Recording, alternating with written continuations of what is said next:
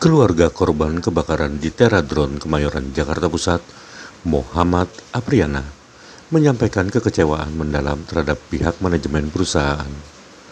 Mertua Muhammad Apriana, Imam Suwondo, menilai perusahaan seolah tidak bertanggung jawab atas tragedi yang menimpa anak menantunya. Selain itu, Imam mengungkapkan Muhammad Apriana selama bekerja 7 bulan di perusahaan tersebut belum mendapatkan BPJS Ketenagakerjaan, hal yang menambah rasa kecewa mereka.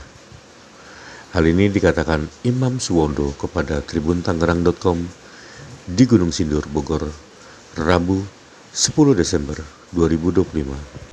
Yang membuat saya sakit adalah tidak nampak dari pihak perusahaan yang menyertai ini. Saya orang tua korban dari anak menantu saya, Ari Muhammad Apriana, yang wafat dalam kecelakaan atau musibah kebakaran di kantor kerja Kemayoran.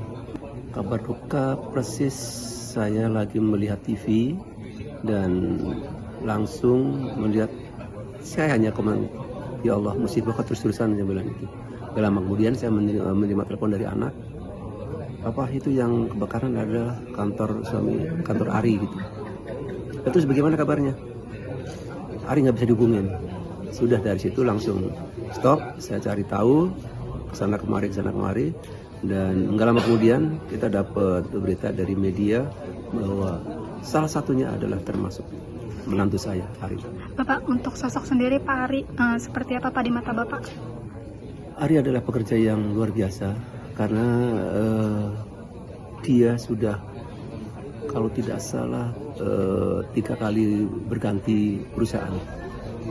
Ini adalah baru 7 bulan masa kerja di situ. Namun dalam akhir masa kerja itu mereka sudah menyampaikan ada kalimat, saya kayaknya sudah nggak betah di sini. Pertama adalah kerjanya berat karena ada harus di lapangan. Terus kedua juga banyak hal-hal yang tidak sesuai yang kami harapkan. Pertama adalah tentang uang operasional yang selama ini diharapkan ada, tapi harus kita menutupi dulu. Walaupun akhirnya mendapatkan rembes, tapi lagi-lagi di luar keinginan yang atau harapan saya atau harapan anak saya. Jadi kalau dari kantor sendiri Pak, apakah ada yang sudah datang ke pihak keluarga? Inilah salah satu yang membuat kecewa saya. Musibah adalah hak prerogatif Allah. Saya menerima semua kematian, tapi kematian ini adalah kematian yang sangat tragis. Yang membuat saya sakit adalah tidak nampak dari pihak perusahaan yang menyertai ini. Kedua, info yang saya dapat adalah 7 bulan di situ tidak mendapatkan BPJS. Belum terdaftar di BPJS. Inilah yang sangat menyakitkan buat saya. Terima duka cita gitu Pak? Sampai sekarang belum saya dapati. Saya sampai mengatakan bahwa sekali lagi ini adalah musibah. Tentunya siapapun tidak menolak. Tapi musibah ini dengan tragis, tentunya ini jangan sampai untuk kejadian yang kesekian kalinya, karena ini bukan yang pertama kali. Untuk kesekian kali kejadian seperti ini di Indonesia khususnya, saya di depan media sampai bilang, ini tolong sampaikan, catat bahwa ini bukan pertama kali, dan dari pihak manajemen sama sekali, dan ini juga untuk kesekian kali juga manajemen seolah-olah lepas tanggung jawab.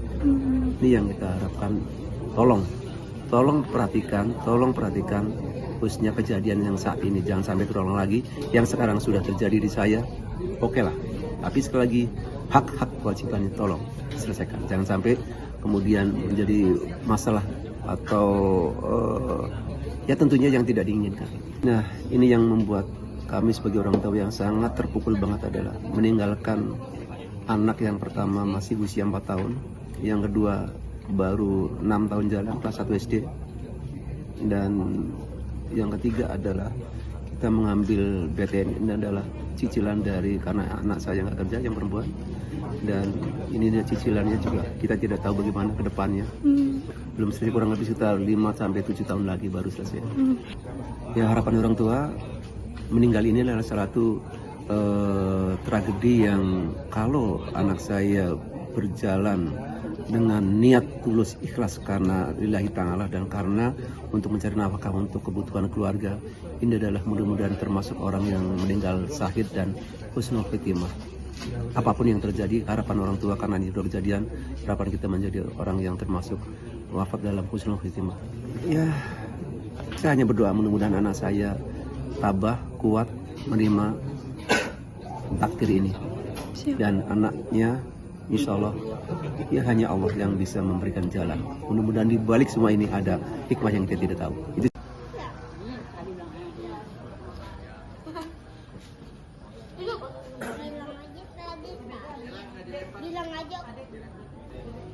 Jangan lupa subscribe ya.